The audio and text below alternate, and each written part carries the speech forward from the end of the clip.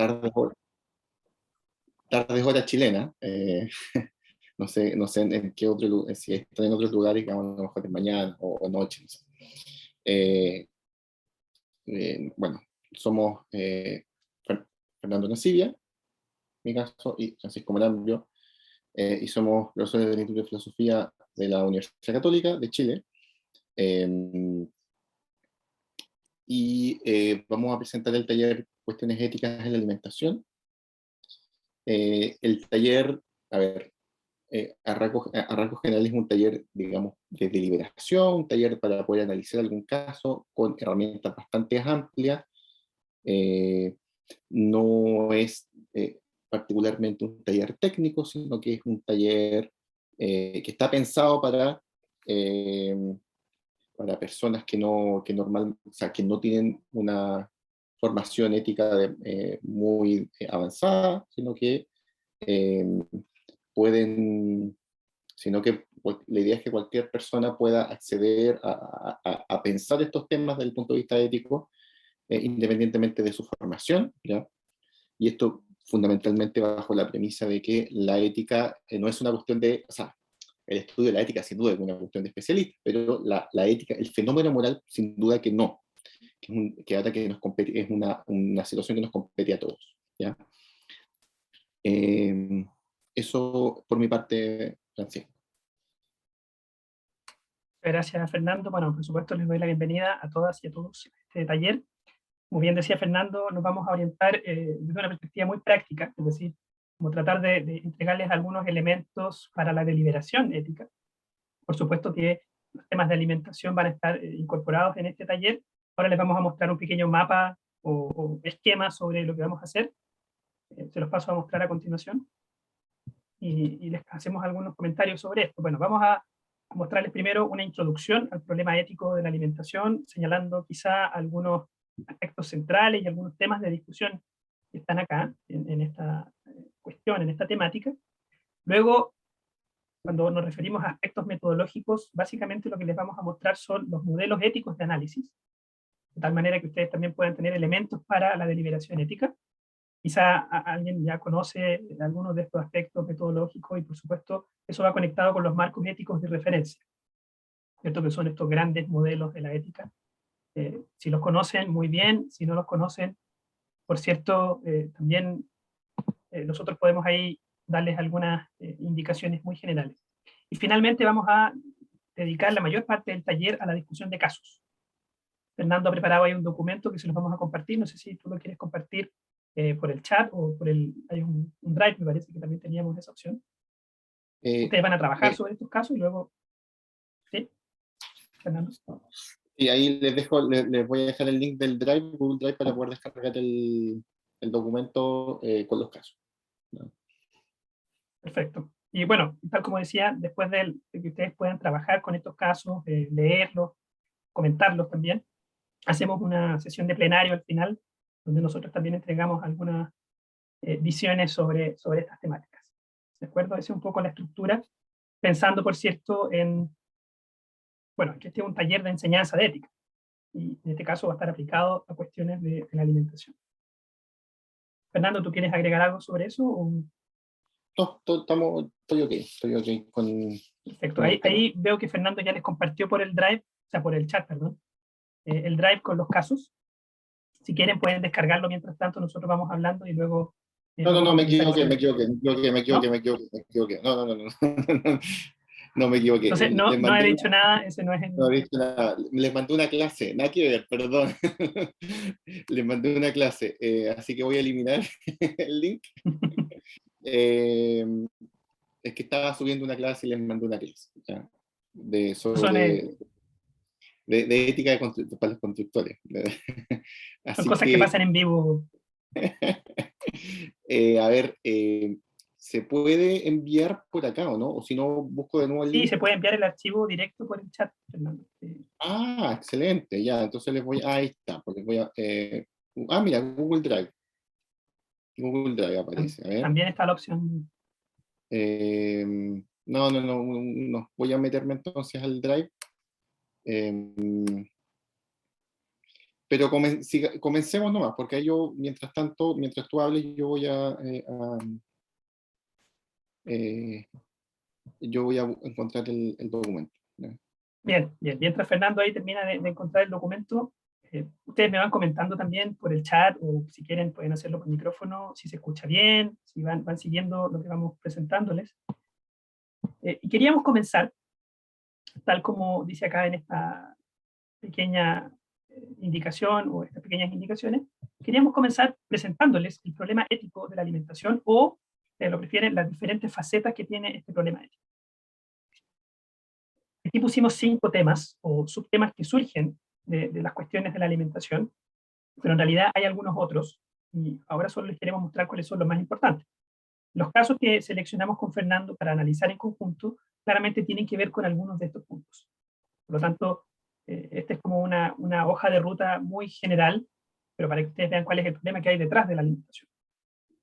En primer lugar, tenemos la justicia alimentaria. Cada tema va asociado con un par de preguntas o una pregunta, que es la pregunta guía, ciertamente. La justicia alimentaria, como lo indica su nombre, tiene que ver con la justicia, ¿verdad? Tiene que ver con el acceso equitativo, con la distribución, por supuesto, también. Y ahí la pregunta sería, ¿quiénes pueden acceder a los alimentos? Vamos a ver que eso también se presenta muy relacionado con derechos de consumidores, pero ciertamente también con políticas que se pueden establecer en torno a esto. En segundo lugar está el problema de los animales. Yo en particular me dedico al tema de la ética en animales, trabajo en un comité de ética también para estas materias, que tiene que ver con estas materias. Por lo tanto, la pregunta ahí viene de entrada. ¿Es moralmente permisible matar animales para nuestro consumo? Conocemos a algunos autores como Peter Singer, que claramente tiene una postura muy contraria a eso. De hecho, tengo un libro aquí, si alguien quiere, puede revisar las fuentes de donde estamos sacando información. The Ethics of What We Eat, se llama, por si quieren darle una mirada a esto. Y Peter Singer, por supuesto, tiene una visión muy clara sobre el tema de comer animales. En tercer lugar, está toda la discusión en torno a la agricultura sustentable, la agroecología, le llaman algunas organizaciones también. La pregunta ahí es cómo promover una buena alimentación que esté al alcance de todos, desde el punto de vista de la inocuidad, pero también desde el punto de vista de la sustentabilidad que podría presentarse en torno a esto. Y esta es una discusión, por cierto, que aún está en curso. Ahí veo que Fernando compartió el Google Drive correcto, para que, Sí, me costó, para que descarguen el documento de casos. Bueno, en cuarto lugar tenemos el desecho de alimentos, desecho y pérdida. Yo ahí había pensado que hay una cosa, una paradoja. Por un lado se desechan los alimentos. ¿Cuánto se desecha? Pregunta el documento. ¿Y qué efectos ambientales produce el desecho? Pero también está la pérdida. Tiene que ver con la pérdida que se da en el sistema productivo. Y por último, la seguridad alimentaria, de lo que discutimos harto ayer en el panel del ODS 2, que tiene que ver con esta pregunta de cómo asegurar disponibilidad, pero también accesibilidad a los alimentos. No basta con que los alimentos estén disponibles para la población. Lo importante es que sean accesibles también, que los consumidores puedan acceder a ellos. Y eso se relaciona claramente con el derecho a una alimentación apropiada o una alimentación adecuada. Esas son algunas de las materias. Hay otras, por cierto, que tienen que ver con biodiversidad, que tienen que ver con comercio, y otras materias que tal vez no están directamente incluidas acá, pero que de alguna manera se pueden relacionar. ¿Fernando? Bueno, yo no agregaría más, iríamos, si te parece directo el tema de los datos, Vamos a algunos datos. como una continuación del tema de la, o sea, como una manera de entender en términos cuantitativos cuál es el problema. ¿Ya? Estos datos yo los sacamos del libro de Oxford Handbook of Food Ethics del 2020, ¿ya? Un texto bastante reciente. Y bueno, en este conjunto de artículos que constituye este compendio, hay datos bastante interesantes respecto a el problema moral de la alimentación y de los alimentos, ¿ya? De un total de aproximadamente 7.000 millones de personas, hay un aproximado de 1.000 millones de personas que están más nutridas y muchos de ellos mueren, ¿ya? Varios miles mueren de hambre, ¿ya? Ahí está el tema de la justicia alimentaria y de la seguridad alimentaria. Decenas de millones de animales son matados, asesinados, y en el fondo criados y matados para servir de alimento, ¿ya?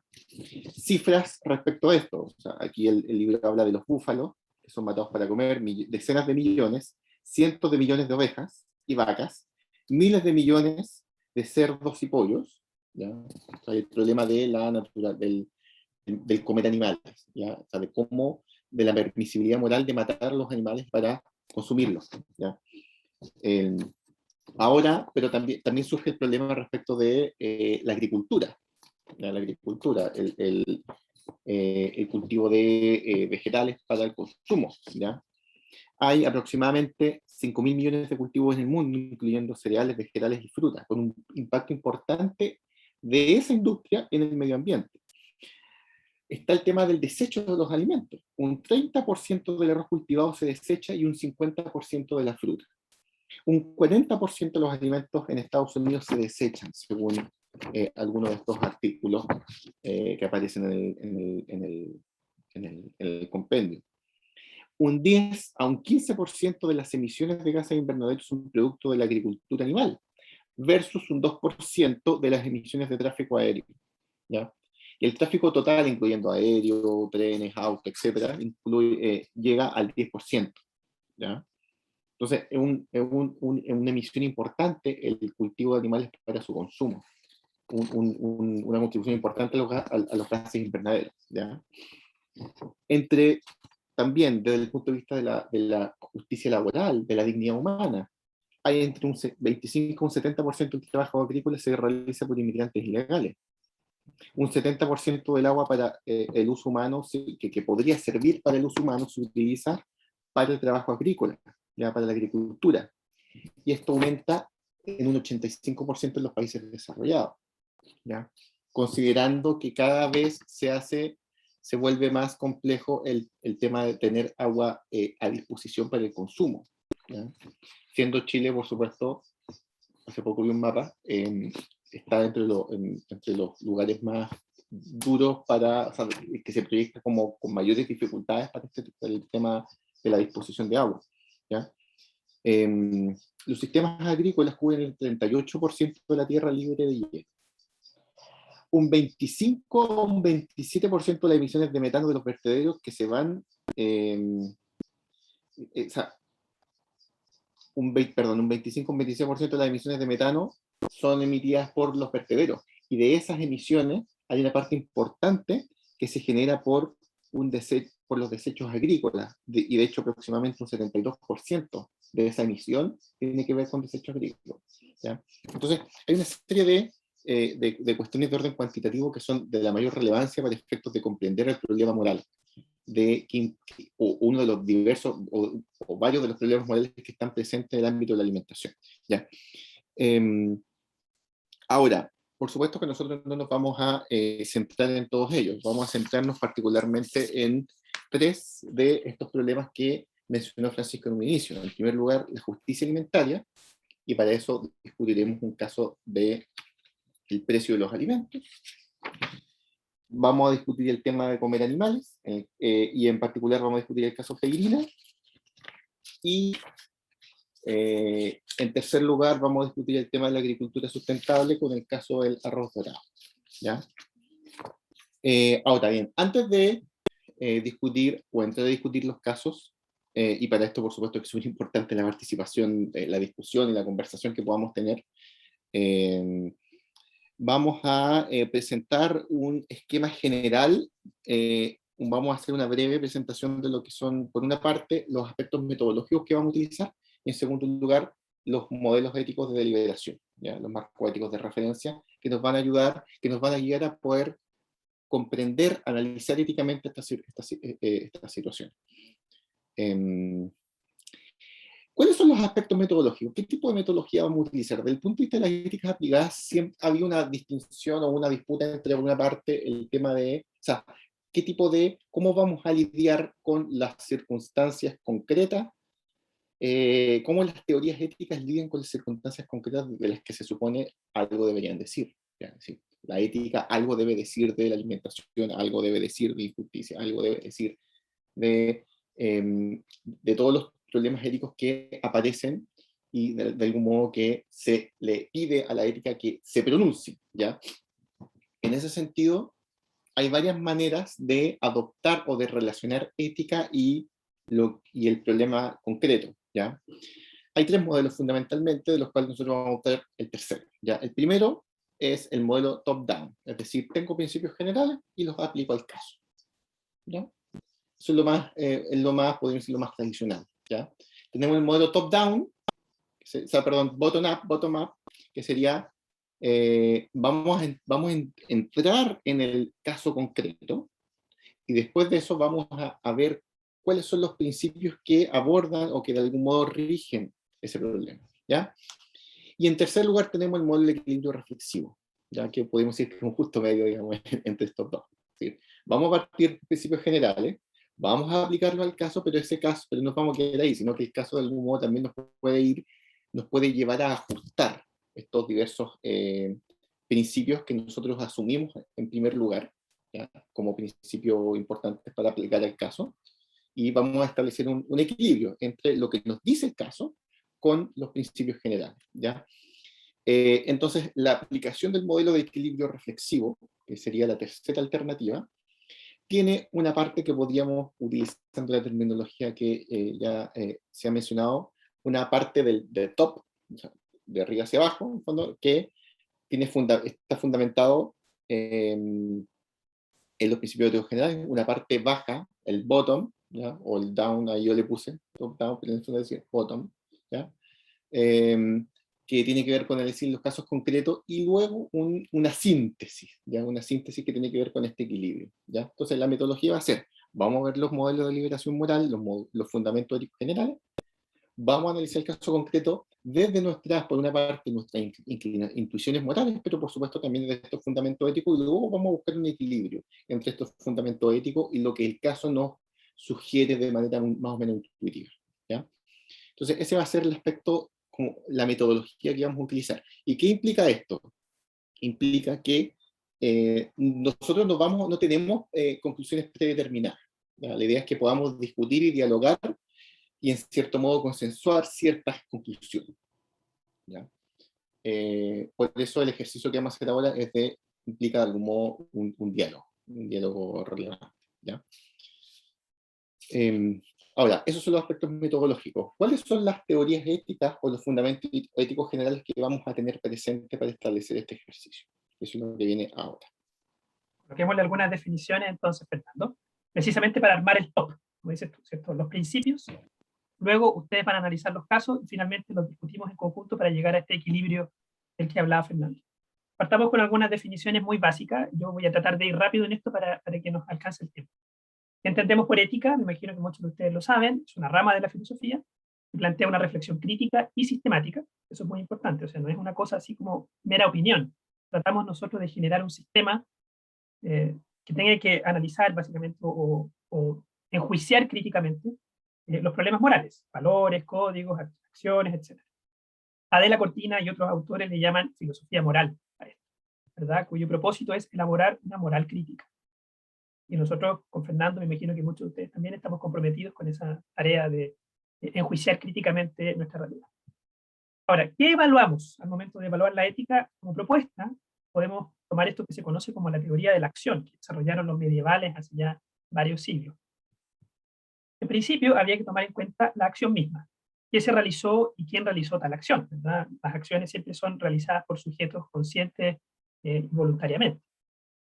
En segundo lugar, tomar en cuenta las intenciones, por qué algo se realiza. En tercer lugar, en qué contexto ocurre, es decir, la circunstancia, hacer un análisis exhaustivo de la circunstancia. Y finalmente, cuáles son las consecuencias, qué resultados tiene esta acción. Dependiendo del modelo ético que uno asuma, como lo vamos a ver a continuación, hay modelos que se centran más en la intención, como la deontología Kant, ¿verdad? La deontología kantiana, o hay otros que se centran más en las consecuencias, como el utilitarismo del cual voy a hablar a continuación. También hay algunos que se centran más en el actor, en el agente, como la ética de la virtud. Y esto, por supuesto, da lugar a análisis mucho más ricos. Dependiendo del modelo que uno use, también se va haciendo cada vez más compleja la investigación sobre un caso determinado, sobre una situación determinada. El objetivo que tendría esta primera inquisición es hacer inteligible, básicamente, o hacer comprensible la acción. Por lo tanto, esto ya es un primer insumo. Cuando analicen sus casos, cuando hagamos el trabajo de analizar los casos, fíjense en las acciones, fíjense en las intenciones, consideren las circunstancias y tomen en cuenta las consecuencias, para ver ahí un primer esquema muy general de los casos. Esto, por supuesto, como bien decía Fernando, es una metodología que nosotros utilizamos generalmente en clases, así que creo que es un buen primer insumo. Ahora bien, dicho esto, podemos analizar los tres grandes modelos de la ética para terminar con nuestra intervención con Fernando y dar paso al análisis de casos. ¿Cuáles son estos tres grandes modelos de la ética normativa? Para ser mucho más específico. Tenemos en primer lugar, o teorías éticas también se le llama. Tenemos en primer lugar el utilitarismo, desarrollado por los filósofos ingleses del siglo XVIII y XIX, que podemos decir que define la moral de acuerdo al criterio de utilidad. Una acción es correcta si es que promueve la mayor felicidad. A veces también se habla del mayor bienestar, ahí hay como una equivalencia un poco incómoda para algunos utilitaristas. La mayor felicidad para el mayor número. Ese sería el principio básico del utilitarismo. Y tal como decíamos anteriormente, esta es una ética consecuencialista, centrada o pone el énfasis en las consecuencias. John Stuart Mill, por cierto, va a decir que hay muchas cosas más que le importan, pero en última instancia el utilitarismo es un consecuencialismo, como nos dirán algunos autores. O sea, no importan tanto las intenciones, sino que importa finalmente el resultado de una acción. De acuerdo a eso se mide si este es un acto correcto o no. Como vemos también, dado que promueve la mayor felicidad, es una ética maximizadora, tiene una lógica de maximización a la hora de implementar o aplicar este criterio de utilidad. Se apunta a incrementar el resultado. Y en tercer lugar, es hedonista, porque cuando hablamos de la mayor felicidad, entendemos el mayor placer, para el mayor número de involucrados en un determinado acto. Antes de darle paso a Fernando para que explique las otras dos teorías, cabe mencionar que en el caso de los animales, por ejemplo, los utilitaristas sí consideran a los animales, o por lo menos Peter Singer o Jeremy Bentham tienen alguna consideración moral por los animales. Peter Singer claramente la tiene, en la medida en que los animales también tienen intereses, ¿verdad? Esto es lo que se conoce como el utilitarismo de la preferencia o el utilitarismo del interés. Se puede maximizar también su bienestar, su felicidad, de acuerdo a la capacidad de sufrimiento que tienen. Esto lo podemos retomar un poco cuando hagamos la discusión en torno a los casos. Pero eso es para que les quede por lo menos como un poco claro. El modelo utilitarista entonces se centra en los resultados y busca maximizar ese resultado, desde una perspectiva hedonista, por cierto. Fernando. Bueno, la deontología normalmente se entiende, o tradicionalmente siempre se ha entendido la deontología como el otro extremo del espectro moral. Está el utilitarismo por una parte y la deontología por otra parte, ¿ya? A diferencia del utilitarismo, que plantea que la acción se juzga por sus consecuencias, ¿ya? Y todo lo que ya ha mencionado Francisco.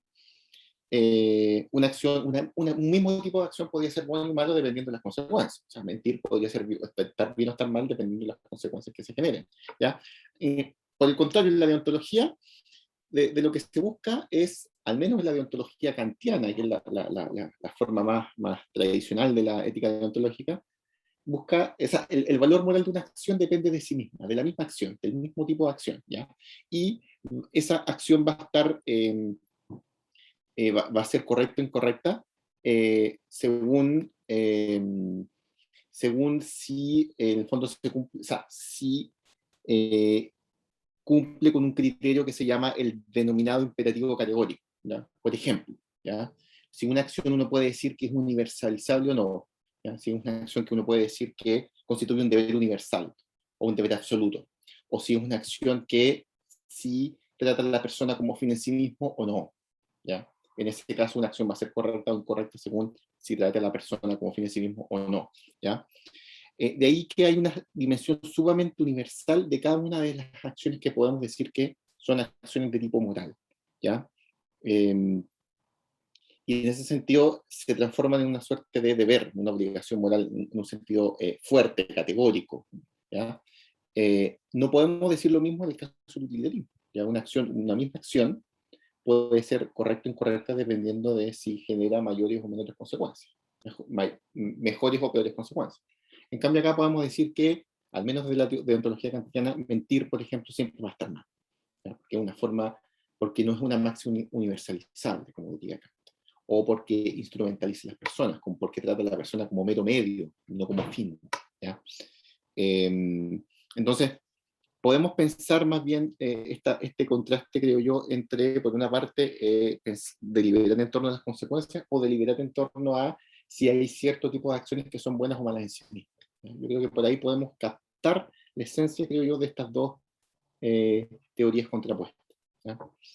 Ahora, normalmente, como ya les mencioné, hay el utilitarismo y la deontología, dos extremos, pero hay un justo medio, ¿ya? El justo medio del que hablaba Aristóteles, ¿ya? Tenemos una teoría que por una parte comparte con o dos teorías, o dos teorías que son, a ver, que son como medios hermanos, algo así podríamos decir, son dos teorías, teorías parientes, ¿ya? Que vienen de Aristóteles, y hay una que tiene más que ver con Santoro más que con Aristóteles, ¿ya? Pero en general es una misma familia, ¿ya? Entonces, en ese justo medio tenemos a la teoría, a la ética de la virtud y la ética de los bienes humanos, ¿ya? La ética de la diferencia, o sea, es un justo medio porque en relación a el utilitarismo, bueno, se asemejan, porque son teorías que buscan la felicidad. Ahora bien, la felicidad, por supuesto, no la entienden en un sentido hedonista como en el utilitarismo, sino que la entienden, en el caso de la ética de la virtud, bueno, como una vida virtuosa, una vida, digamos, con disposiciones buenas. Y en el caso de la ética de bienes, como la realización de ciertos bienes humanos en la propia vida, en la existencia, ¿ya? Entonces, la felicidad es un elemento común con el utilitarismo, aunque se entiende, por supuesto, de manera distinta, ¿ya? Pero por otra parte, también tienen en común con la deontología que uno puede sí hablar de ciertos deberes morales, ¿ya? Y en ese sentido, por eso se plantea que es como un justo medio, ¿ya? Ahora, ¿qué es una virtud? Una virtud es una disposición. Aristóteles habla de un hábito, bueno, voy a dar la definición de Aristóteles, pero, en el fondo una disposición a actuar bien, ¿ya? Por ejemplo, la honestidad, la honestidad como una virtud, ¿ya? Entonces, la honestidad es una disposición a decir la verdad, ¿ya? Lo contrario sería el vicio, la deshonestidad, esta disposición a actuar, a mentir, ¿ya? O sea, en el fondo una tendencia a actuar de cierta manera, ¿ya? Y un bien humano básico que es una forma de realización humana plena, ¿ya? ¿Y, y cuáles son estos bienes humanos básicos? Bueno, estos autores, y para alguien que a lo mejor tenga algún tipo de conocimiento de la filosofía analítica más contemporánea, hay un filósofo que se llama Derek Parfit. Derek Parfit hablaba de la teoría de la lista objetiva, ¿ya? En el fondo, hay ciertas cosas que son, hay una lista de las cosas que son buenas, ¿ya? De los bienes morales. Entonces, la ética de bienes es una forma de teoría de la lista objetiva, ¿ya? En la cual eh, tenemos por una parte, bueno, formas en las que las personas somos felices. Somos felices a través de una familia, por ejemplo. Somos felices a través del conocimiento. Somos felices a través de la amistad, ¿ya? Y todas esas cosas son bienes humanos que constituyen la felicidad, ¿ya? Nuevamente, la felicidad, no en un sentido hedonista como el utilitarismo, pero sí como la realización de estos bienes humanos, ¿ya? Eh, y bueno, y finalmente, estos bienes humanos también generan deberes importantes, ¿ya? O sea, si yo, por ejemplo, el bien del conocimiento, ¿ya? Que implica en el fondo aprender, saber, conocer, implica, por ejemplo, un deber de no falsear el conocimiento, en otras palabras, de no mentir, ¿ya? Entonces, en el caso de la ética de bienes humanos, también podemos hablar de un deber de no mentir fuerte, ¿ya? Como, insisto, como un ejemplo, ¿ya? O el bien de la vida. El bien de la vida incluye el bien de la salud, ¿ya? Y por lo tanto cualquier tipo de acción que atente contra nuestra salud, la salud de otras personas, también hay un deber moral fuerte de no incurrir en eso, ¿ya? Entonces estas son las teorías a grandes rasgos, las teorías éticas sobre las que nosotros vamos a discutir los casos, ¿ya? Por supuesto que en el transcurso de la discusión podemos nuevamente profundizar en algunos de estos detalles, algún detalle de estas teorías, ¿ya?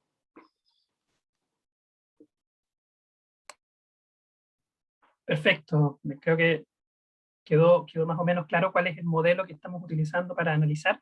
Gracias a Fernando por ahí por las intervenciones.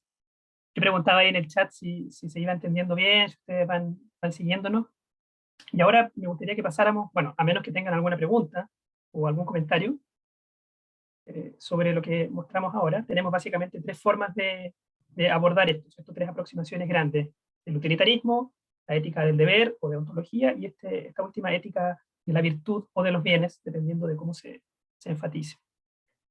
Y tenemos casos, ¿verdad? Tenemos un caso dedicado al precio de los alimentos, que se relaciona con la justicia alimentaria, como lo mencionó Fernando. Tenemos un caso dedicado al tema de los animales, que más que comer animales propiamente tal, lo vamos a enfocar un poco en la producción animal. Y en tercer lugar tenemos un caso sobre agricultura sustentable, que es sobre el arroz dorado. Entonces, Fernando, ¿cómo procedemos a continuación? ¿Nos vamos a Mira, yo organizar en creo pequeños que, grupos? sí, yo creo que de hecho lo que habíamos discutido antes de comenzar, tres grupos de 4 personas, y creo que estamos con el número preciso. ¿Me Así parece? que, si te parece, voy a organizar los 3 grupos. ¿De acuerdo? Eh, Mientras tanto, yo les pediría, mientras Fernando organiza los grupos, a ustedes les va a llegar una notificación, me imagino que saben cómo funciona esta metodología, ¿verdad? Les pediría, mientras tanto, que descarguen el documento que está ahí en el Drive y nos encontramos en algunos minutos. A ver, Fernando, pero me llegó a mí la invitación. no, Me sí, a parece que mí también me llegó. Oye, tenemos tres grupos. tenemos, sí, tenemos, Sí, pero espérate, ¿vamos a hacer 3 o 2? yo creo que tres está No, bien, si nos alcanza. sí, Sí. tenemos 3. Tenemos 20 minutos para que ustedes trabajen los casos y luego nos encontramos de vuelta en la sala. Perfecto. No, no puede ser, ya ves, porque yo... En el grupo. Eh, eh, se- a ver, pucha, estaba súper buena la conversa. Pero Constanza sigue hablando ahí. sí, no, de hecho le voy a pedir que por favor pueda, o sea, no repetir, por supuesto, digamos, pero sí vamos a retomar los temas que hemos estado conversando. ¿Ya? Eh, Fernando, te propongo lo siguiente. Bueno, primero saludar a todos los grupos, espero que les haya ido bien con la conversación en ambos grupos. Se sumaron personas nuevas, así que también les doy la bienvenida a quienes se han sumado en este último rato. ¿Te parece que partamos relatando un poco el caso? Tal vez los propios grupos nos pueden relatar de qué se trata, porque, por ejemplo, el grupo 1 no vio el caso 2 y el grupo 2 no vio el caso 1. Entonces, para hacer la comunicación, podemos partir relatando los casos y luego hacemos el análisis de cada uno. ¿Te perfecto, parece? perfecto. A Voy ver, a poner sobre ahí el como caso. una imagen de apoyo nomás, Ya, para que lo tengan ahí ustedes presentes. ese mismo. Ya, ahí está. Ahí, ahí. Ya. A grandes rasgos, el caso decía relación sobre el aumento global de los precios de los alimentos. Y cuáles eran las razones por las cuales aumentaba. Entonces, el artículo daba varias razones. Eh, Algunas de esas razones tenían que ver con los costos, ¿ya? Por ejemplo, del transporte, con el tema de las cosechas, del cambio climático que ha afectado la dinámica de las cosechas y que por lo tanto ha también afectado la disponibilidad de los alimentos. La pandemia que ha afectado en lo fundamental a la fuerza laboral de la agricultura, ¿ya?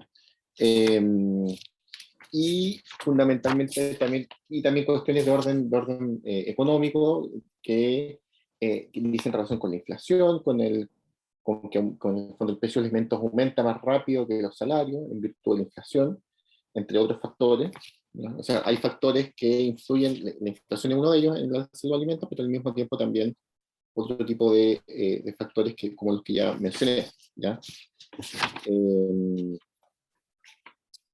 Se preocupa el autor de que esta subida de los precios de alimentos podría provocar, como provoca en otras circunstancias, conflicto social, eh, y él menciona algunos casos en los que esto fue así,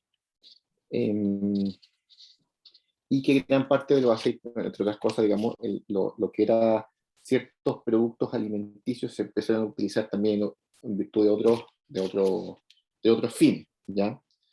No sé si quisieras agregar algo más, alguien de nuestro grupo, no sé si alguien quisiera complementar algo más de lo que mencioné. Sí, a mí me gustaría agregar algo. Y también vimos en el caso que en el fondo habían disturbios en los países que tenían problemas como de hambre y que decían, bueno, los disturbios que estamos haciendo es porque los políticos de nuestro país han hecho las cosas mal. Entonces ahí queda en el fondo la pregunta sobre si efectivamente era responsabilidad de los políticos de ese país o si es que era de otros lugares, si es que era un problema como más global. Perfecto, perfecto, Constanza. Bueno, eso fue nuestro caso, no sé, ahora le toca al otro grupo. De acuerdo, gracias Fernando y gracias Constanza. Me gustaría hacerlo al revés, me gustaría partir con el grupo, que el grupo nos contara un poco el caso, a grandes rasgos, a ver si encuentro alguna imagen que apoye la presentación de ustedes. No sé si alguien quiere tomar la palabra ahí en el grupo 2, de acuerdo a lo que leyeron en conjunto y cómo fueron estableciendo los elementos centrales del caso. Por ejemplo, Ana María, yo sé que estaba... ¿Sí? Sí, señor. Bueno, entonces básicamente el caso 2 nos habla de un megaproyecto pues que inició en el 2005 en Freirina. Allí digamos que el conflicto dura del 2005 al 2012. El proyecto se basaba en hacer como una mega industria de cerdos, entonces bueno, inició creándose como esta mega finca, bueno, todo esto. Y ya, pues como consecuencia del megaproyecto, se evidenció en la comunidad que la gente estaba pues reportando un olor que no podía soportar y ese olor estaba como dañando no su salud física, sino también mental, o sea, ambas. Y bueno, entonces la gente empieza como a denunciar, obviamente ya no pueden hacer su vida cotidiana porque este olor pues no les permite ni siquiera en verano abrir las ventanas. Dice el texto. Y bueno, básicamente ellos como que tienen un conducto regular y entonces tienen veedurías ciudadanas y van al inspector y bueno, pasan como todo el tipo de jerarquías y en ningún lado se le da como una respuesta o una solución a su problema. Entonces se evidencia también, por ejemplo, que el megaproyecto fue autorizado, pues obviamente, y en esa autorización ni siquiera se contaba con las herramientas para determinar que ellos podían o no manejar los residuos que generaban pues la finca, el megaproyecto. Entonces, como tal, la gente empieza a quejarse, empiezan a hacer manifestaciones, entonces ya hace parte también como como del conflicto social y de estas manifestaciones, digamos que enfrentamientos con la autoridad de la fuerza pública y pues finalmente se retiran y se retiran sin dar una explicación, se retiran sin ni siquiera pues resarcir el daño y ya pues cuando la comunidad tuvo hasta peligro de perder sus fuentes hídricas por el mal manejo en los residuos de este megaproyecto. Perfecto, muchas gracias Ana María. Carlos había levantado la mano, no sé si quiere complementar ahí lo que se acaba de decir. O Sí, muchas gracias. Aparte de lo que decía la compañera, lo que pareció interesante que lo discutimos es como esta venta de un desarrollo para la localidad donde se vendió el proyecto como tal, es decir, cómo se juega con la ignorancia independientemente de las causas de la capacidad de información que maneje esa comunidad, cómo se jugaba como a lo que se pudiera desear. Es decir, si aquí no hay centros comerciales, aquí se puede instalar esto, esta granja va a potenciar esta localidad y lo que había ahí, que me imagino que el resto de los compañeros cuando lo vamos a presentar las preguntas, era primero una ausencia de políticas públicas, una ausencia de la definición del cumplimiento de las responsabilidades, porque inclusive las veedurías ciudadanas estaban allí, existían las inspecciones en las fosas sobre las excretas de los cerdos finalmente, o sea, la comunidad sabía qué hacer. Lo que se incumplió fue en el marco legal a nivel meta, digamos, de la metaestructura sobre el cumplimiento y que poner como en cintura, digamos, hacer cumplir la legislación ambiental. Entonces me parece que es un tema de desarrollo o qué desarrollo y para quién, de verdad mentira, cumplimiento y definición clara de políticas públicas en el tema ambiental y que se cuestionaba finalmente la salud. O sea, se llegaba a cuestionar psicológicamente, haciendo otra comparación de un proyecto similar, si la ciudadanía estaba realmente cuerda psicológicamente al decir que estaba siendo afectada por estos olores o no. Gracias. Perfecto, Carlos, muchas gracias. Muy, muy completa la información que nos entregan ambos. Ahí, en respuesta un poco a la pregunta que hacía Juliana, sí, pues la idea es que respondamos las preguntas, pero vamos analizando caso por caso. Por ahora solamente queríamos mostrar ambos casos para que ambos grupos tuvieran conocimiento de ellos. Solamente agregar un pequeño elemento que tal vez lo mencionó Ana María al principio, pero que conviene rescatarlo. Esta planta de producción se planteó como la planta más grande de Sudamérica. Es decir, como dice ahí el texto, ustedes pueden verlo.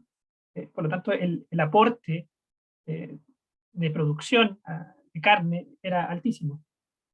Así que ese es un elemento más a esta discusión. Bien, muchas gracias a ambos grupos. Fernando, no sé si tú quieres que pasemos a analizar ya caso a caso y darle un tiempo de discusión a cada caso.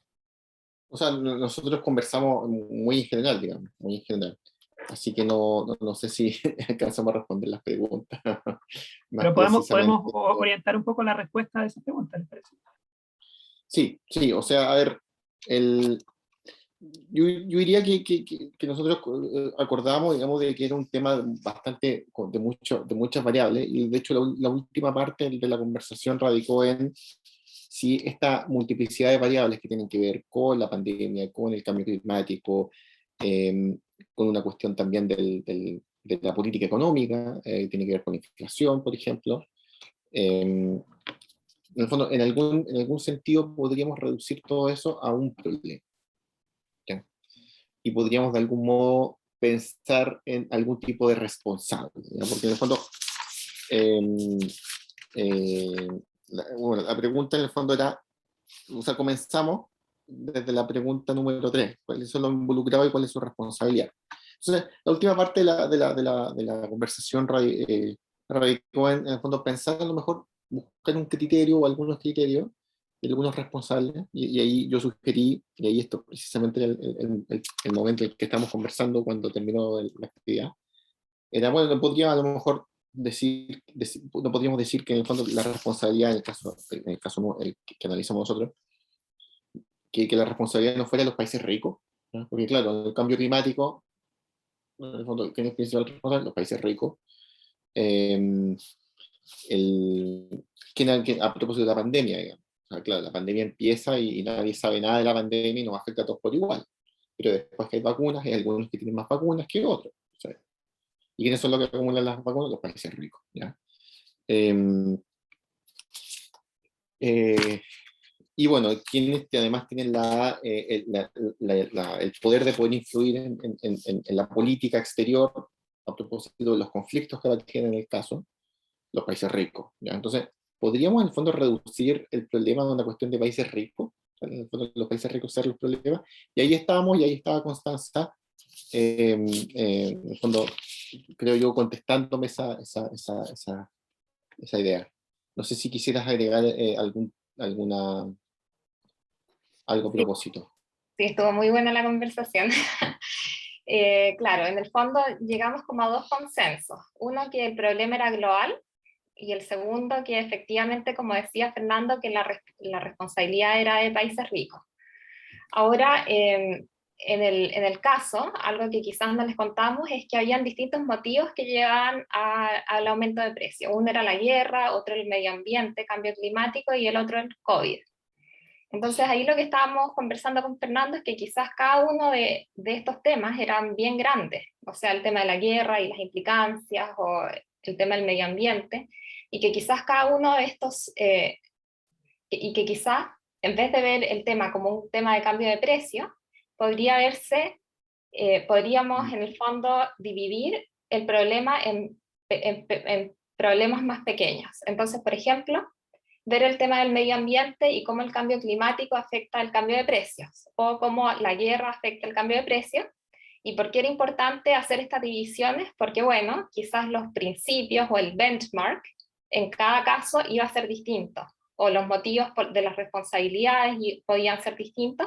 Entonces, por eso, en el fondo, estábamos discutiendo que quizás dividir las causas al problema podía ser una buena idea, en vez de ver simplemente el cambio de precios como tal y considerando todas las otras causas.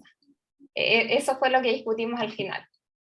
Pero lo que sí llegamos al consenso es que era global, que la responsabilidad no era exclusivamente de los políticos de esos países, y que la responsabilidad claramente caía en los países ricos, por así decirlo.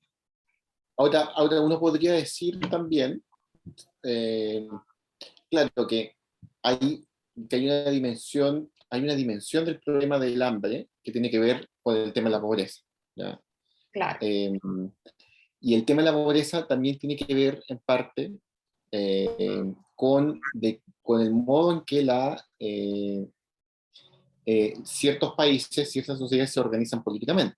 De ahí igual uno podría, en el fondo, eventualmente atribuir responsabilidad a los arreglos institucionales de cada país. Y en ese caso uno podría pensar, a lo mejor sí, efectivamente los políticos sí tienen algo que ver en ese problema, digamos.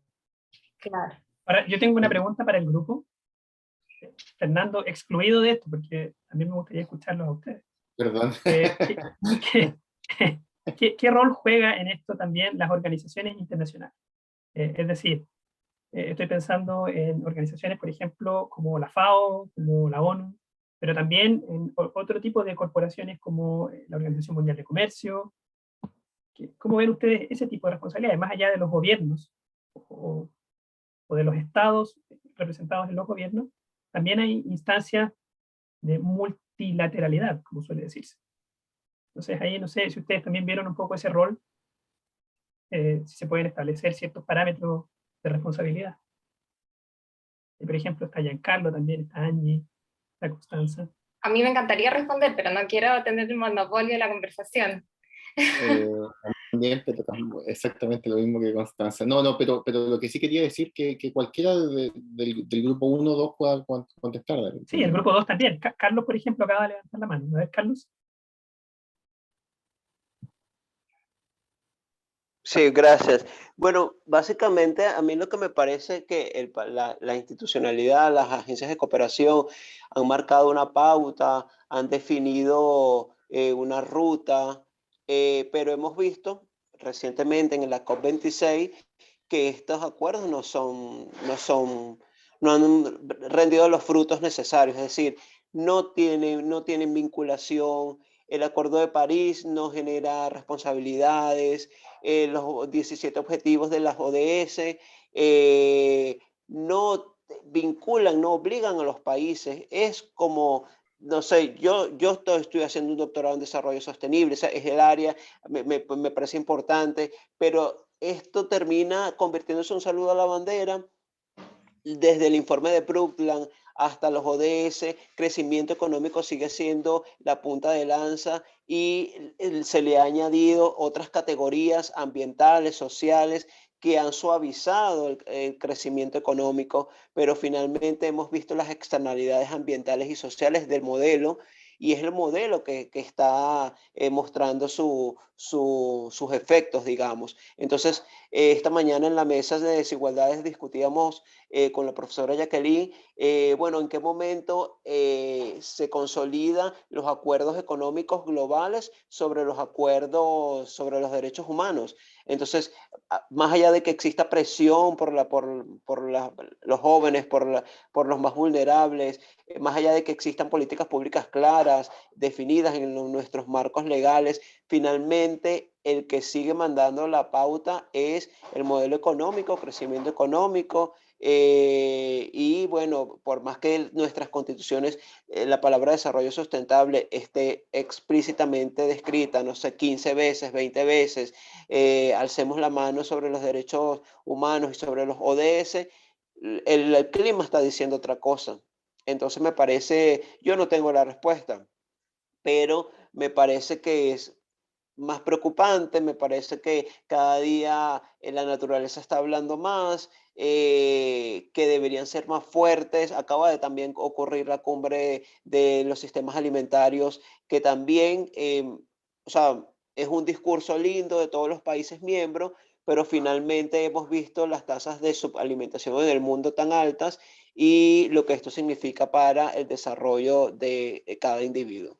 Gracias para la oportunidad. Gracias, Carlos. Le doy la palabra al tiro a Constanza, y Fernando seguramente también va a tener algo que decir ahí.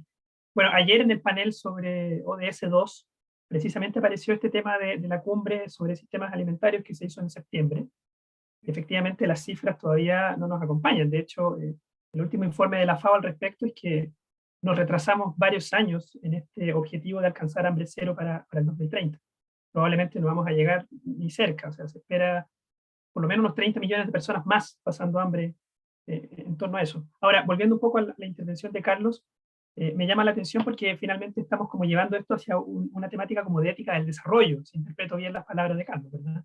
Esta idea de que el modelo de desarrollo sigue siendo el PIB, y sigue siendo el incremento de la ganancia en términos así muy, muy gruesos. Parece que todavía falta un poco cambiar esa dinámica, no lo sé, si interpreto bien las palabras de Carlos, pero hay ahí entonces un nuevo problema que se suma al que ustedes ya estaban discutiendo. ¿Constanza? Sí, me escucha. Bueno, dos cosas. Una es que nosotros discutimos brevemente el tema de comercio y que quizás podríamos incluir el tema de las organizaciones internacionales. Claro, y también ponte tú en el tema de comercio,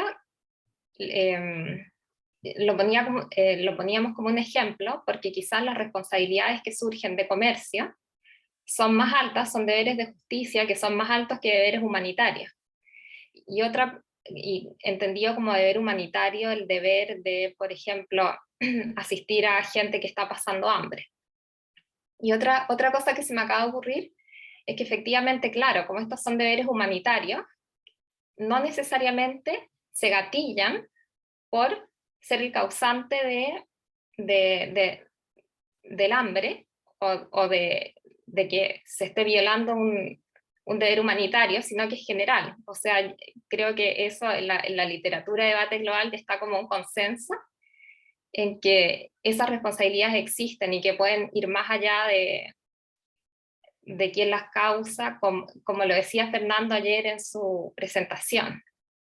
Entonces creo que ese también sería otro punto que podríamos agregar como a nuestro debate. Si interpreto bien tus palabras, Constanza, y Fernando, insisto, perdón por tomarme la palabra, pero hay una aproximación más deontológica para aplicar un poco lo que hemos venido viendo también desde el principio, ¿verdad? Hay un cierto deber de justicia, como tú decías. Sí, de todas maneras, sí. O Sí, sea, de yo hecho, pienso. ¿puedo? Sí, sí. Sí, o sea, el tema deontológico, creo yo, o sea, la definición de los deberes de justicia y de humanidad, ¿ya? Tienen una raíz deontológica súper fuerte, ¿ya? Y yo creo que en cierto modo también van acompañados de dos aproximaciones que, claro, que son en un sentido muy, muy, muy, muy amplio, utilitarista, en cuanto que también, por supuesto, que cuando uno elabora o piensa una política pública para combatir la pobreza, el hambre, etc., claro, uno también lo ve en términos de sus efectos. ¿Ya? En ese sentido, es una política estructuralmente, o entre comillas, utilitarista. ¿Ya? Pero en el fondo, el deber, desde el punto de vista moral, el deber, o sea, esa política pública se fundamenta en último término en un deber moral que es de orden deontológico. ¿Ya? Ahora bien, ese es el enfoque, creo yo, tradicional de entender estos temas. ¿Ya? Y esto me lleva un poco a lo que mencioné ayer, que tiene que ver que, y sobre esto no conversamos, de hecho. ¿Cuál sería el rol, por ejemplo, de las disposiciones, de las virtudes? ¿Ya? a lo mejor, como se sugirió en el diálogo, en las exposiciones de los otros colegas que estaban en esa mesa, probablemente tenga, y entre los asistentes también, probablemente haya una suerte como de, digamos, se podrían promover ciertas virtudes para, por ejemplo, acá, o sea, en el fondo, un enfoque de la virtud podría enfocar en mejorar una serie de los problemas que afectan el hambre, ¿ya? El cambio climático puede tener no es simplemente una cuestión de políticas verdes, ni mucho menos, sino también en el fondo de consumo, ¿ya? En el fondo de moderar el consumo, el tema de la carne también, o sea, también hay la virtud de la moderación. Yo creo que a lo mejor, claro, uno puede vivir bien sin comer carne, y por lo tanto, eso también puede, y eso creo yo, y con esto termino para ir al otro tema ya, para que no se nos vaya la discusión en el caso uno. Creo yo que un enfoque de la virtud también permitiría también disminuir, al menos en este caso, el cambio climático, ¿ya? Y de respecto a los otros factores, yo creo que efectivamente también se podría un enfoque de la virtud ayudar a mitigar el tema, por ejemplo, de los conflictos armados, ¿ya? Eso en general, como comentario sobre el tema de los modelos éticos. Como comentario sobre eso mismo, Fernando, muy breve, finalmente la ética de la virtud tiene que ver con el carácter, como dice Aristóteles, ¿verdad? Por lo tanto, es labrar un buen carácter, como decía Adela Cortina. Lo que uno buscaría con este tipo de discusiones, precisamente como que nosotros vayamos generando una disposición para enfrentarnos a los conflictos de la vida moderna, del mundo moderno, con un carácter fuerte, una cierta fortaleza, una virtud, como bien decía. No sé si alguien más quiere comentar sobre el caso, sobre el tema. Creo que es un tema súper interesante. A mí me gustó mucho cuando lo planteamos, Fernando. Yo quiero comentar sobre, o sea, no quiero comentar, o sea, quiero comentar, sí, pero me gustaría que pudiéramos, bueno, ahora ir ya al caso Freirina, ya al caso que discutieron, porque hay varios temas, hay temas de justicia y hay temas de ética animal también. O sea, en el fondo también es un caso bien complejo, bien rico. Sin duda. ¿Quieren tomar la palabra los integrantes del grupo? ¿Te parece? Para que esto sea mucho más interactivo entre nosotros. Tal vez contarnos los aspectos éticos que vieron acá. Ya mencionaron algunas cosas cuando explicaron el caso, pero podemos entrar un poco más en detalle en el conflicto ético y quiénes son los agentes responsables. Tratemos de avanzar en esa dirección. Puedo ir llamando por su nombre si quieren, para que nos vayan contando algunas cosas. Por ejemplo, Juliana, que preguntó ahí por el chat. No sé si quiere comenzar. Pues bueno, ya mis compañeros lo han dicho todo. Me parece que sí, fue una lectura que nos dejó muchísimo que pensar, porque es la verdad, a veces nosotros estamos como muy privilegiados en tener eso un poco lejos de nuestra vida cotidiana, pero es algo que tenemos que pensar, que es el día a día de muchas personas, de muchísimas personas, tanto acá en Colombia, bueno, digamos, yo estoy en Bogotá, en Colombia, en Bogotá, en cosas así, en muchísimas partes del mundo, no solo como las más vulnerables, por así decirlo, se ven situaciones extremas de algún caso. Entonces también es como pensar que estamos muy privilegiados los que no tenemos esas circunstancias cerca, y pues tratar de mitigarlo, hacer lo posible para que eso no se siga propagando. Perfecto. Claro, claramente yo entiendo un poco le doy la palabra inmediatamente a Carlos. Entiendo perfectamente que parte de la intervención de Juliana tiene que ver con que nadie quiere tener cerca una planta de producción animal, en este caso, que desecha y que contamina a la región o al sector donde se encuentra, y termina estando en lugares siempre más desfavorecidos, comunidades más pequeñas, con la promesa de que aquí va a haber un aporte a la comunidad, que generalmente se traduce en que no es así. En el caso específico de Freirina se mencionaba algo así como 50 o 60 personas que se veían beneficiadas por esto, el resto de la comunidad más bien se veía perjudicada por esto, Por lo tanto, ahí si hacemos el cálculo utilitarista, probablemente tampoco nos da mucho, por lo menos en esta comunidad. Así que comparto un poco la opinión que da Juliana. Ahora, yo quería poner el acento, antes de pasar a la intervención de Carlos, quería poner el acento, como bien lo señalaba Fernando, que no solo está el tema de la justicia detrás de esto, como un tema así bien general, sino que también está el problema de producir para comer animales. Y ahí está esta dimensión del consumo de carne, que afecta directamente a nuestras decisiones. Este libro que yo les mostraba anteriormente de Peter Singer, La ética de lo que comemos, se llamaría en castellano, precisamente se plantea la cuestión de en cuánto impactan nuestras decisiones de alimentación en otros, ¿cierto? En una comunidad. Por lo tanto, el hecho de comer carne ya tiene también un componente ético desde esta perspectiva, desde una perspectiva como más de afectación a la comunidad. Así que ahí dejo un elemento para que lo podamos discutir en estos minutos que nos quedan. Nos quedan aproximadamente unos 10 a 15 minutos para alcanzar a abordar este caso. Carlos. Sí, gracias. Nosotros discutíamos mientras leíamos el texto, era cómo había una cadena de errores. Cuando nosotros nos preguntábamos que hacíamos como un silencio de cuál es el problema moral, el problema ético, se nos ocurría, no sé, la verdad, y ahorita se me está ocurriendo este concepto que se ha manejado recientemente de la posverdad. Incluso, es decir, yo estoy ofreciendo un proyecto, yo como empresario, a la comunidad.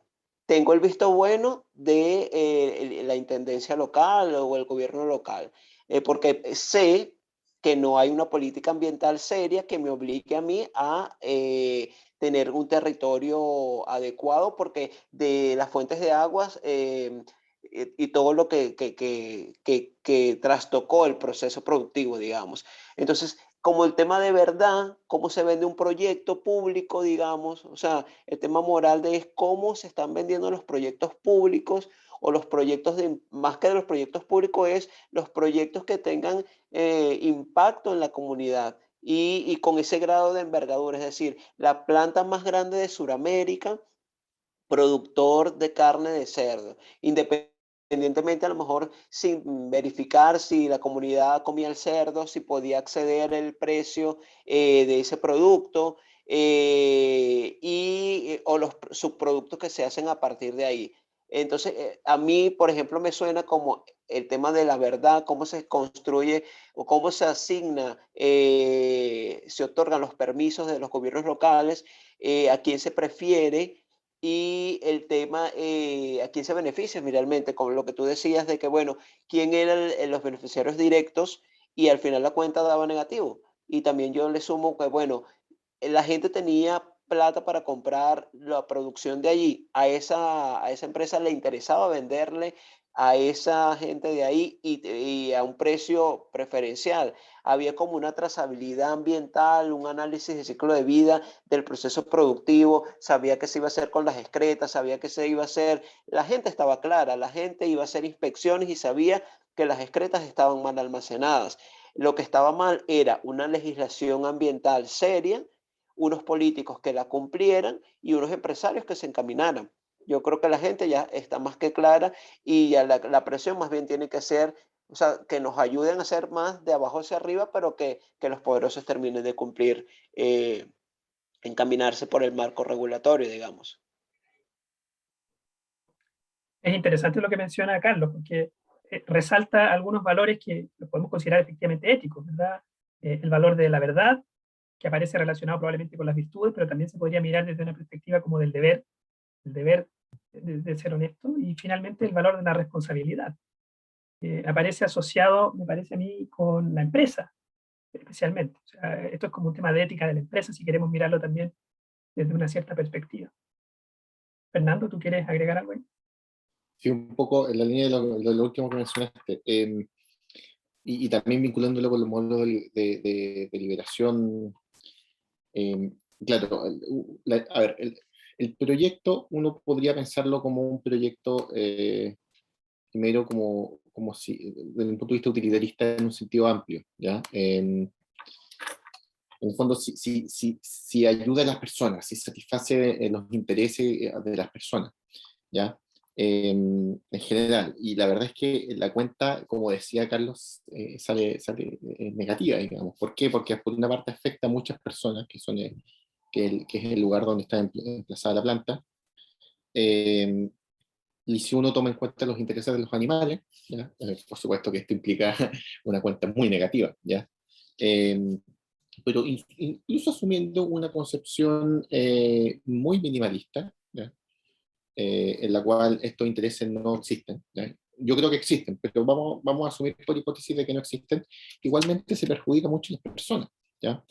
El que está ganando, por supuesto, es el dueño de la empresa que vende mucha carne, que gana mucho dinero probablemente. Pero si uno pudiera pensar cuál es el valor social, ¿ya? ¿Cuál es el valor social de esa empresa? Uno podría pensar de que no es mucha, porque finalmente una parte de la gente se ve muy afectada, la gente del lugar. Se generan también no sé, las externalidades son muy grandes, ¿ya? Daños Y ambientales.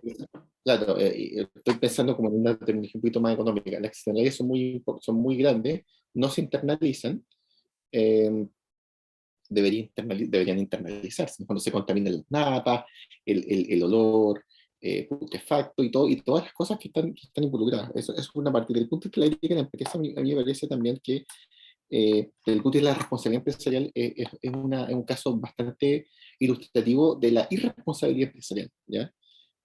Sobre todo porque uno de los principales stakeholders de cualquier empresa de este tipo es la comunidad. Y la comunidad, bajo una retórica, diría yo, bastante falsa de crear empleo, uno podría, bueno, el empleo primero no vale cualquier empleo, ¿vale? Es un empleo digno, pero si tú vas a emplear a esas personas que en el fondo están además sufriendo los efectos de la industria, ¿dónde queda el valor social de esa empresa? ¿Ya? Entonces, ahí, la verdad es que, y sin meternos en el tema del estatus moral de los animales, que ya haría la cosa mucho más cruda, ¿ya? Sí, interesante tu reflexión también. Constanza había levantado la mano, no sé si quería agregar a lo que dijo Fernando. Sí, iba a decir algo, pero no sé si es que está tan relacionado con el caso, porque, bueno, no he visto el caso no vi el caso con tanto detalle, esto entendí, pero quizás lo entendí mal, pero entendí que, ponte tú, algunas personas que tenían menos recursos podían comprar esta carne. Entonces, bueno, estuve pensando quizás menos en el tema como ambiental que tenía la responsabilidad de la empresa, sino que tú dijiste que habían dos preguntas. Una, en el fondo, si es que comer animales como que estaba justificado, y la otra era como el tema de la empresa. Entonces ahí se me ocurrió pensar, bueno, no sé si quizás una teoría utilitarista 100% como la de Peter Singer, pero por ejemplo podríamos decir que los animales en sí son seres sintientes y que por lo tanto son fines en sí mismos y que está mal matarlos de manera deontológica, estaría mal. Eh, Claro, entonces idealmente, o como en una teoría ideal, estaría mal comer animales, pero quizás en una teoría no ideal, quizás sí tenemos casos de personas que no tienen tantos recursos y que quizás seguir una dieta vegetariana podría ser más caro y quizás no tengan esos recursos y en ese caso quizás podría estar justificado, algo así pensé yo. Cuando recién nos pusieron el caso, que ahí yo quería... Sí, yo también bueno, a ver, dos cosas. Lo primero, no sé si ese argumento aplica a la carne de cerdo, ¿no? Generalmente la carne de cerdo es más cara que otro tipo de carne. Tal vez aplicaría más, por ejemplo, a la carne de ave, Claro. pollo, gallina, ¿cierto? Que se puede comer y tiene un precio más barato. Pero también me ponía un poco en el supuesto que tú mencionas, Constanza, y aquí me gustaría hacer la pregunta a ustedes, al grupo, y especialmente a Fernando, que uno podría hacer un cálculo utilitarista bien malintencionado, porque, como bien decía Fernando, yo digo, ya, los animales no cuentan, supongamos eso, solo por el bien del argumento, no voy a decir porque esa no es mi opinión, pero vamos a decir, los animales no cuentan. Entonces, en ese caso, tenemos una empresa que está produciendo una alta cantidad de carne, por lo tanto estaría beneficiando a una alta cantidad de personas. ¿Daría el cálculo en ese sentido o no? Si suponemos que esta es una empresa que da que entrega una producción muy alta y que esa producción llega a muchas personas eventualmente, ¿nos daría el cálculo utilitarista para justificar una cosa como esta? entendiendo que las externalidades existen, pero que esas externalidades están reducidas a una comunidad muy pequeña. En el caso específico de Freirina hablamos de 5.000 personas. Entonces, si ponemos en la balanza 5.000 personas versus 2 millones que se podrían ver beneficiadas por el producto final. ¿Sí? No, disculpa. No, dale, Constanza. Que quizás depende, que quizás si es que vemos el caso aislado, podríamos decir, no se justifica, pero imagínate que haya, no sé, no una, sino 10 fábricas y que estén distribuidas en distintos lugares. Y que esta sí tiene una, pero igual como esta comuna tiene una, quizás las otras comunas también tienen. Entonces quizás hay que ver como la distribución en general. Fernando, ¿tú quieres ahí agregar algo? No, me tinca mucho porque claro, también podría ser una manera más sustentable de, insisto, a mí yo no, personalmente no estoy a favor de la industria de la carne, ni mucho menos, creo que no genera valor social esencialmente, y que además contribuye al cambio climático de una manera brutal, en fin.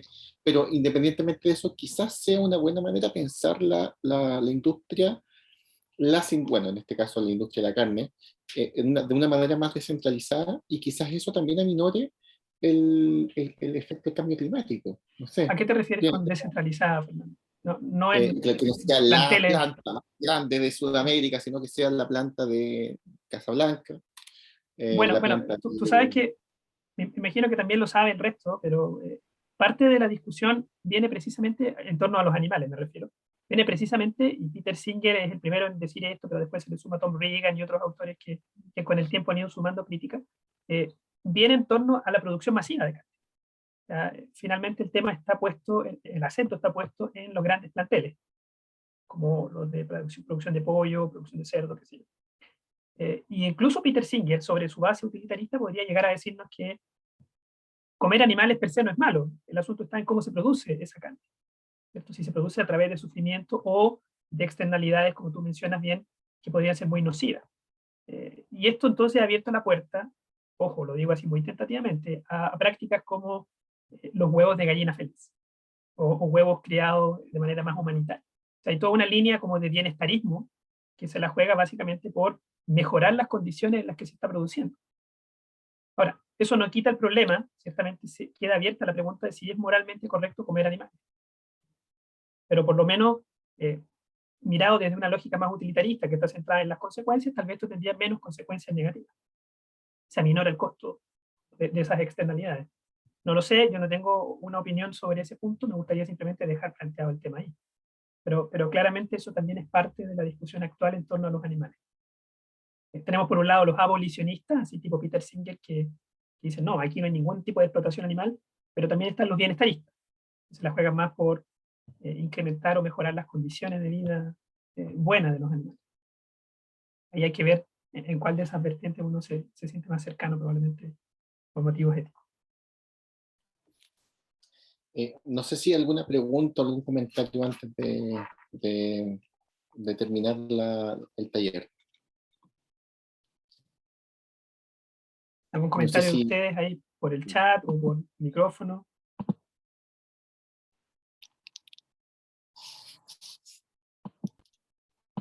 ¿No? Nos quedó un último caso, Fernando, que nos quedó ahí guardado, pero que claro. se los compartimos en el archivo, que es básicamente el caso del arroz dorado. Esta práctica biotecnológica que sirve para incrementar el valor nutritivo, nutricional del arroz, que también ha generado polémica, primero porque algunos insisten en los potenciales daños que podrían tener los organismos genéticamente modificados, a pesar de que eso científicamente ya está medio descartado, pero todavía quedan algunas aprensiones. Pero además se suma a un problema de biodiversidad, o sea, la idea de producir arroz como monocultivo también podría tener efectos en la biodiversidad, por lo menos de los países a los cuales va dirigido este arroz, que son principalmente países asiáticos. Así que también es un tema interesante de discusión y que nos plantea desafíos en torno a la agricultura sostenible o a la ecoagricultura, agroecología, no sé cómo se le puede llamar también, dependiendo de quién lo diga. Bien, Fernando, ¿tú quieres decir algo? La verdad es que, bueno, son temas bastante, bueno, no hemos solucionado nada, digamos, pero sí al menos hemos podido tener reflexionar un poco sobre estos temas y poder de algún modo también desarrollar algunas herramientas críticas, analíticas para poder, en el fondo, comprender estos temas y de algún modo también buscar y soñar quizás también maneras de poder solucionarlas. Eh, de algún modo, por una parte que también creo que, que está, desde el punto de vista pedagógico, pero al mismo tiempo también filosófico, creo que la socialización de nuestras inquietudes, de nuestras intuiciones morales y también del conocimiento moral que cada uno pueda tener, ayuda y permite, permite la visualización y quizás de soluciones a estos problemas, ¿ya? Y permite también ampliar las diversas miradas que cada uno de nosotros pueda tener respecto de ello, ¿ya? Así que, en virtud, en razón de este objetivo, un objetivo bastante sencillo, pero no menos importante, es que, bueno, quisiera agradecer su participación en este taller. Me sumo a las palabras de Fernando. Constanza, no sé si es una pregunta o un aplauso. No, no, es una Es un Es un aplauso. aplauso. Es un aplauso. Muchas gracias. Yo me sumo a lo que dice Fernando. Creo que la tarea de la filosofía y de la ética en este caso está en plantear adecuadamente las preguntas, en organizar un poco la discusión en torno a estas materias, pero finalmente las soluciones las tenemos que buscar de manera conjunta. Estos son problemas, como bien lo señalaban ustedes en el caso 1, por ejemplo, son problemas multifactoriales, pero que también tienen soluciones que se hacen de manera múltiple, no se pueden hacer en torno a una sola persona. Así que espero que esta invitación sirva también para generar inquietud por estos problemas, que son problemas enormes, que son problemas muy interesantes. Yo en lo particular he estado muy involucrado en ellos hace un tiempo ya. Les quiero dejar mi correo, lo voy a dejar ahí por el chat. No sé si Fernando querrá también, pero yo les dejo mi correo por si quieren escribirme. Podemos incluso compartir tal vez algunos de estos materiales. Yo les puedo compartir el PPT que hemos hecho, por si quieren ahí tenerlo de respaldo también. En principio había pensado que ustedes nos compartieran sus correos, pero creo que sale más rápido de esa manera. Si alguien quiere escribirme, yo no tengo ningún problema en mantener el contacto. Les agradezco mucho su participación y sus interesantes opiniones sobre estas temáticas. El libro, aquí lo muestro nuevamente. Este libro de Peter Singer es un poquito antiguo, ¿eh? La ética de lo que comemos, se llama. Es un poquito antiguo, como del 2007, 2008, pero bueno, los datos puede que estén un poco desactualizados, pero claramente los argumentos que están detrás todavía se mantienen vigentes en torno a estas materias. Muchas gracias a todas y a todos por participar. Oh, que estén bien, muchas gracias. Que estén muy bien.